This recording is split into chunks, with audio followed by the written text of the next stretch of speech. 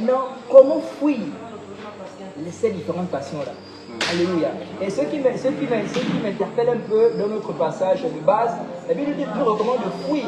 Comme quoi, y a-t-il pas lieu de résister à cela? Pourquoi fuir? Je vais poser la parole à notre frère Gédéon. Pourquoi la Bible ne dit pas résister, fuir? Ça voudrait dire qu'on ne peut pas résister à ces différentes passions-là. Alors, nous sommes dans pourquoi fuir? C'est bien ça la question.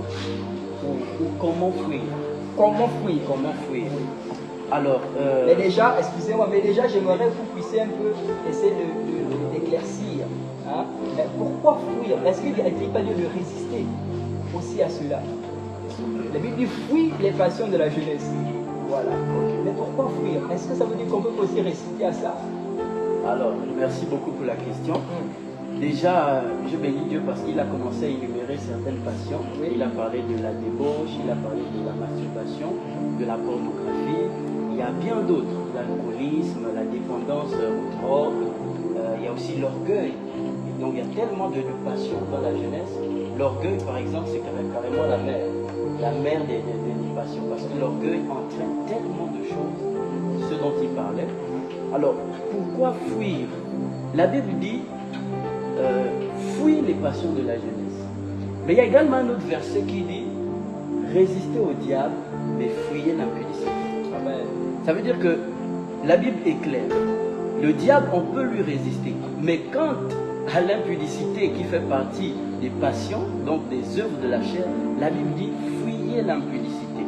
C'est un ordre de Dieu. Pourquoi? Pas parce que l'homme n'a pas en lui la capacité de résister. S'il peut résister au diable, il peut résister à l'impudicité.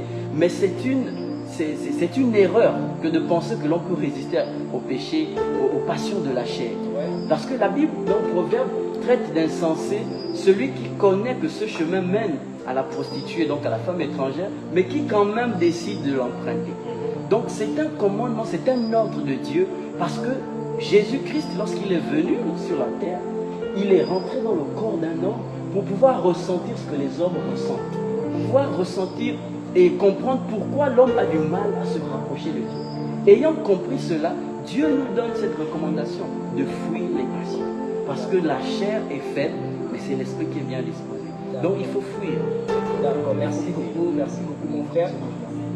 Oui, il n'y a pas de souci. Je vais prendre un exemple très simple. Vous savez, lorsque Joseph arrive devant la femme, Joseph a fait quelque chose. Il n'a pas résisté. Il y a une différence entre fuir et résister. L'apôtre Paul va préciser bien les mots. Je sais que mon frère va dire, il y a certaines choses que tu ne peux pas résister. Tu es obligé de fuir. Sachant que nous sommes humains, mais l'esprit est bien disposé. Dieu nous donne la force de résister sur certaines choses. Mais il y a certaines choses là où Dieu dit, Dieu te demande, mon fils, là tu ne peux pas résister par rapport à ta dimension spirituelle. Tu es obligé de fuir. Parce qu'il y a beaucoup de personnes, je vais prendre l'exemple au niveau de la sexualité, de la masturbation. Tu es faible sexuellement, mais c'est toi qui suis les films pornographiques. En suivant les films pornographiques, tu vas automatiquement soit te masturber, soit aller chercher une fille, là où tu vas marcher avec la fille.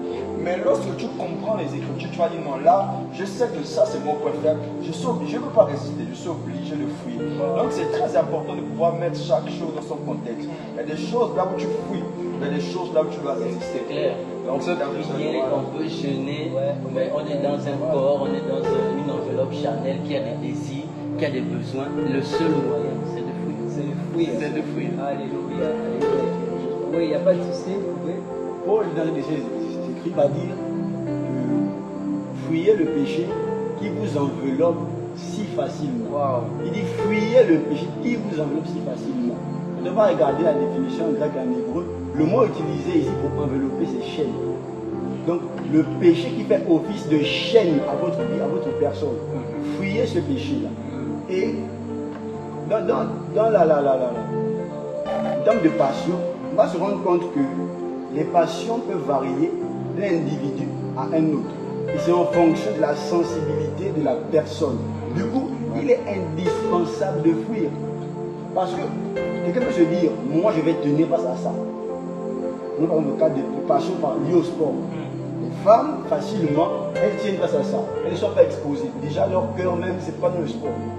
elles sont exposées à quoi? Nos villages, j'imagine. Voyez un peu. En dedans, un garçon, voyez un peu.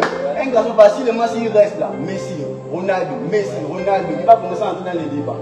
Donc, il doit fuir ces choses-là. Parce qu'après, ça devient comme un lien pour lui s'il ne fuit pas. D'accord, merci beaucoup. Oui, et en tant que jeunes, nous devons savoir toute chose que nous ne sommes pas seuls. Vous n'êtes pas seuls, nous ne sommes pas seuls. On a aussi le Saint-Esprit. Dieu l'a envoyé.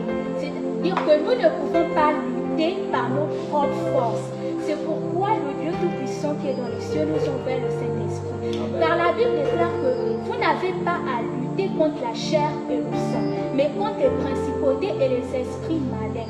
Lui-même, Dieu dans les cieux, il savait que en tant qu'humain, il y a les désirs de la chair qui nous persécutent et que nous n'aurons pas toujours le dessus sur toute chose. Mais si tu cultives la présence du Saint-Esprit, lui seul, tu l'acceptes véritablement dans ton cœur, lui seul pourra te donner la capacité de résister au penchant de la chair. Et c'est